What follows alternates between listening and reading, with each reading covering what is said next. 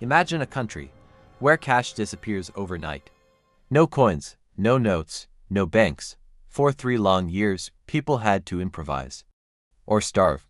How do you survive when your entire economy vanishes? This is the unbelievable true story of a nation forced to start over. The country, Zimbabwe, once called the breadbasket of Africa, this southern African nation plunged into chaos between 2007 and 2009. What went wrong? A deadly mix of economic mismanagement and political instability.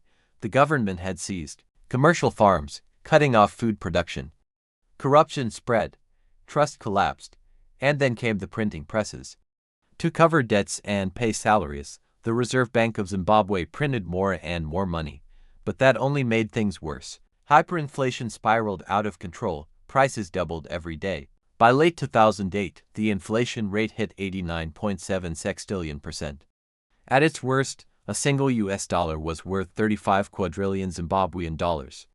The currency was literally worthless, and so, by 2009, money itself was abandoned. When cash lost all meaning, Zimbabweans didn't give up, they got creative.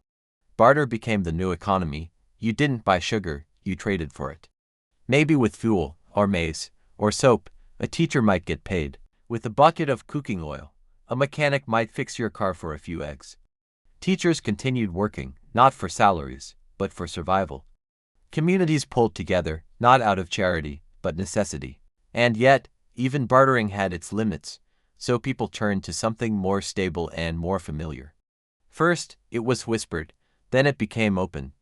Soon, entire towns were transacting in US dollars and South African rands. The US dollar offered trust, the rand was accessible. Zimbabweans used whichever they could get their hands on.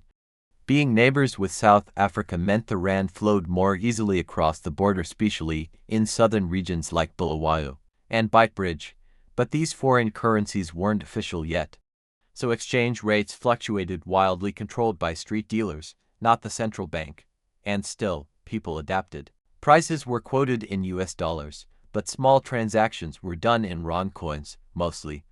Some vendors even accepted Botswana pulo or Zambian kwacha. This wasn't just survival, it was resistance. A population refusing to collapse, building an unofficial economy with whatever currency they could trust. But a country can only live in limbo for so long. Eventually, the government had to make a choice. With no national currency, Zimbabwe didn't just lose money, it lost trust. In institutions, in banks, in the future, the formal banking system collapsed. Savings vanished overnight, pensions became meaningless, retirement funds worth less than a loaf of bread. With nowhere to store wealth or access credit, informal economies exploded. These underground systems weren't just common, they became essential. From food to transport to medicine, everything ran on trust and trade. But not everyone could wait for things to improve. A wave of mass emigration followed. Doctors, teachers, engineers, the educated and skilled left in search of stability.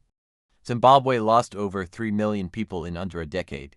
And for those who stayed, the toll was invisible but deep: anxiety, hopelessness, depression. What does it do to a nation when nothing is secure? Not your job, not your currency, not even your future. This was the cost of a cashless collapse. Not just numbers, but lives paused, dreams deferred, and a nation forced to survive without the very thing that holds economies together. But even in the darkest days, Zimbabwe didn't give up.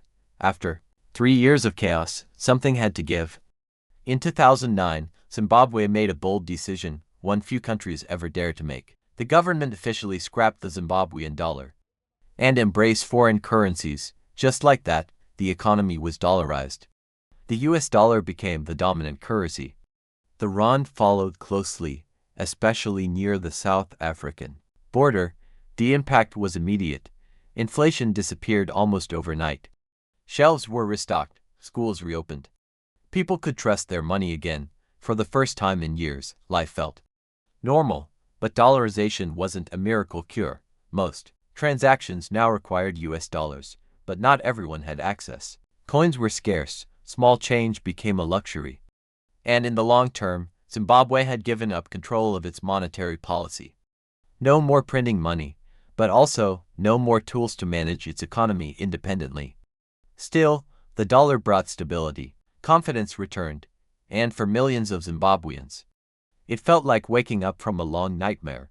Zimbabwe's collapse felt like an outlier, but it wasn't. Across the world, from Venezuela to Lebanon, history is echoing. Currencies crumbling, trust evaporating, people forced to survive without the systems they once relied on. The truth is, a currency is just paper. Unless people believe in it, and once that belief is gone, rebuilding it can take years. Zimbabwe taught the world a brutal lesson. Centralized financial systems are powerful, but fragile. When leaders lose control, people lose everything. And in the end, it's not about cash. It's about trust, because without trust, no currency can hold a country together. For 3 years, an entire country had no functioning currency, no cash, no banks, no safety net. Yet somehow, people found ways to survive, to trade, to teach, to live. But ask yourself, what would you do if your money suddenly became worthless? Could your community adapt like Zimbabwe did? Let's talk about it. Drop your thoughts in the comments. We want to hear your take. If you found this story powerful, hit that like button, subscribe, and share it with someone who needs to hear it. Thanks for watching, and remember, the most valuable thing in any economy isn't money, it's resilience.